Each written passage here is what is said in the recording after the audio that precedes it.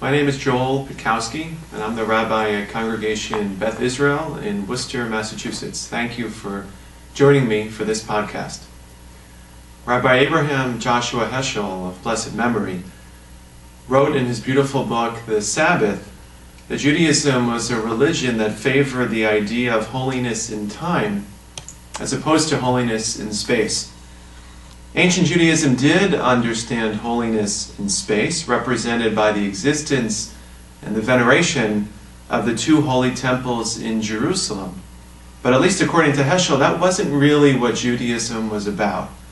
Judaism was much more about creating holiness in time through acknowledging God's role in creation and shaping our lives so that our very actions filled our time with holiness. Although I'm a fervent believer in holiness in time and actions, I believe that Judaism did in the past and continues to believe in the holiness of space. Reaching all the way back in our history to the Mishkan, or tabernacle, that our ancestors in the desert prayed in and worshipped in over 3,000 years ago, to the two holy temples in Jerusalem, to the modern notion that many of us share, that there are some things we would do or say outside of a synagogue that we would not do or say inside a synagogue. I believe that the concept of holy space plays an important role in Jewish life. Understanding the importance of holy space in Judaism means also acknowledging that not all people, Jewish or not Jewish, will agree as to what places are holy, why they're holy, or what consequences there are to the determination that a specific site is considered holy. Recently, a discussion about sacred space occurred, and I wish to share with you my thoughts about that discussion. Just a few weeks ago, in October, November 2010, the Executive Committee of the United Nations Educational, Scientific, and Cultural Organization, known as UNESCO, concluded their semi-annual Executive Committee meeting by making a series of declarations. Several of these declarations concern the Middle East, but I only want to focus on two of them. Now, before I read to you the words of the UNESCO statements, I want to remind you of the irony that their declarations about Israel were made at the same time of year in the fall that we read the Torah readings in the book of Genesis, Breshit, that detail for us and for everyone how far back the Jewish connection to the land of Israel extends. In Genesis chapter 12, we read about God telling Avram, later to be called Avraham or Abraham, Lech Lecha, to go out from his native land and to make his way to the place that God will show him. So what is that place that God later shows him? It's the land of Israel. In Genesis chapter 23, we read the story of Abraham buying Ma'arat HaMachpelah, the cave of Machpelah, as a burial plot for his beloved wife Sarah and for his family's use for generations after that. Jewish tradition since biblical times has maintained, has understood, that Abraham, Isaac, and Jacob, Sarah, Rebekah, and Leah are all buried in this one spot located in the holy city of Hebron. And in Genesis chapter 35, we read the tragic story of Rebekah's death in childbirth, how she was buried on the road to Ephrat near the city of Bethlehem or Bethlehem. And over her grave, we are told in the Torah, Jacob set up a pillar, and it is that pillar that marks the spot until this day. So what did UNESCO say that was so disturbing to me? I want to focus on two of their comments. The first one concerns Jerusalem. This is what it said. UNESCO reaffirms the religious significance of the old city of Jerusalem for Muslims, Christians, and Jews. They express deep concern over the ongoing Israeli excavations and archaeological works on Al-Aqsa Mosque compound in the old city of Jerusalem, which contradicts UNESCO's decisions and conventions and United Nations and Security Council resolutions. While it is important that UNESCO reaffirmed the religious significance of the old city of Jerusalem to the three monotheistic faiths.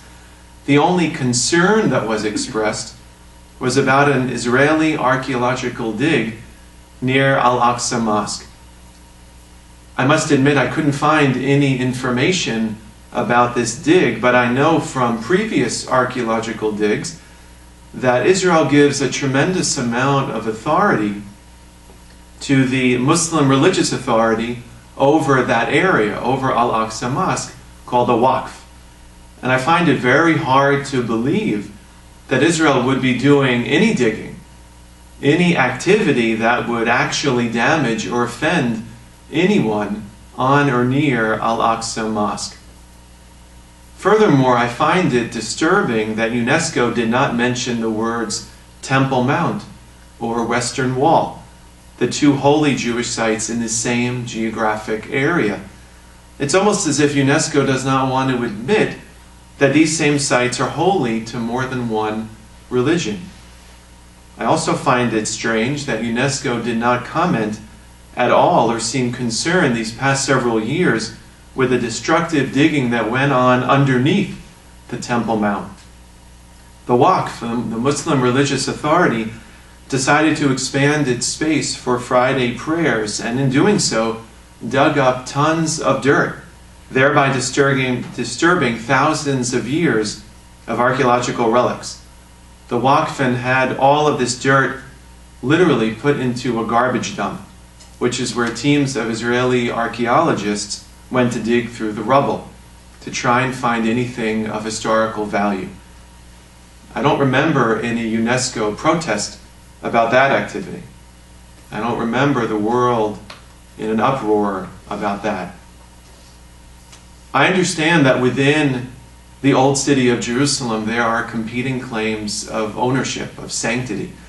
I'm not denying that Muslims hold the Temple Mount holy, that they have even a different name for the whole area, and that Jerusalem is important to them.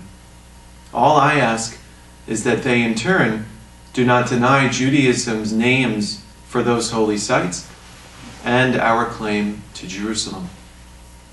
The second UNESCO statement that was disturbing to me concerned two other religious sites that are held holy by both Islam and Judaism: Ma'arat HaMachpelah, the cave of the patriarchs, and Rachel's tomb, or Kever Rachel.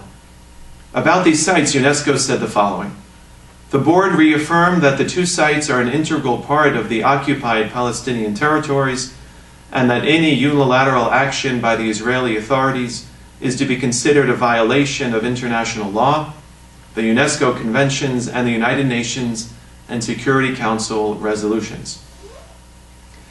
As far back as Islam can remember, and for well over 1,500 years before Islam, these two sites have been Jewish holy sites.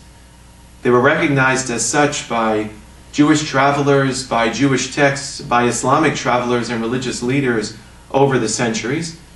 And in fact, they are both held as holy within Islam as well. To refer to Rachel's tomb, the spot where Jewish and Muslim tradition has always held as the burial site of Rachel Imenu, Rachel our mother, as the site of a mosque, is a new idea, not dating back more than 10 or 15 years. Again, I reiterate, I repeat that I understand the complexity of having one site held as holy by two peoples. But since that's the case, why not say that?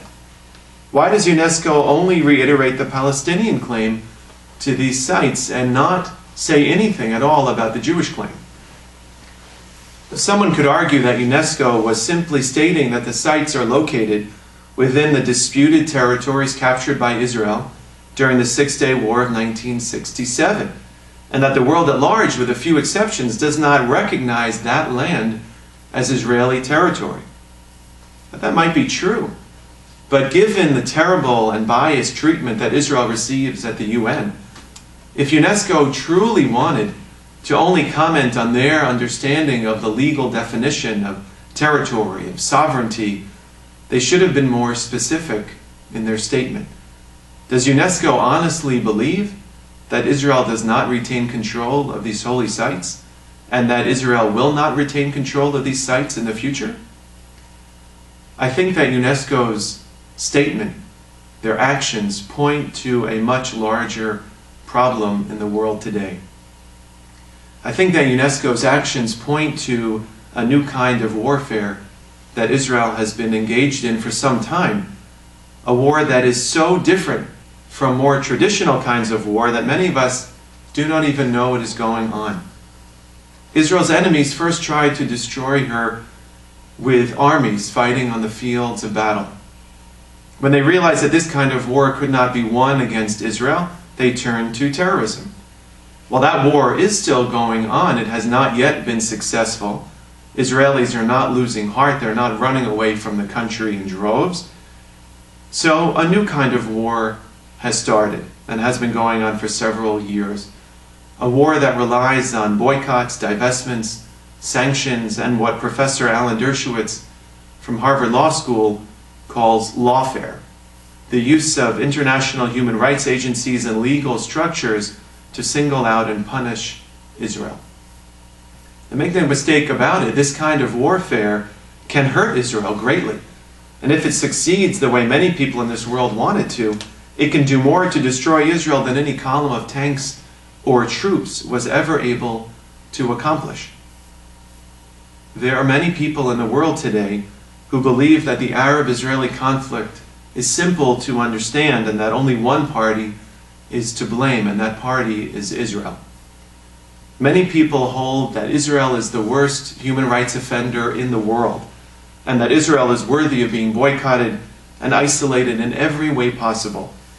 It is really hard to believe, and yet true, that many people, including many cultural and academic leaders throughout the world, believe that Israel is a worse human rights offender than Iran, Sudan, North Korea, or China. In this world of disinformation, black is white and white is black. Now let me be clear, Israel is not perfect, never was, and I doubt ever will be. But I would put Israel's human rights record against any other country in the world that has dealt with similar security threats. Not the United States, England, France, any other democracy, let alone countries that criticize Israel for her human rights record but have abysmal records of their own and aren't even democracies.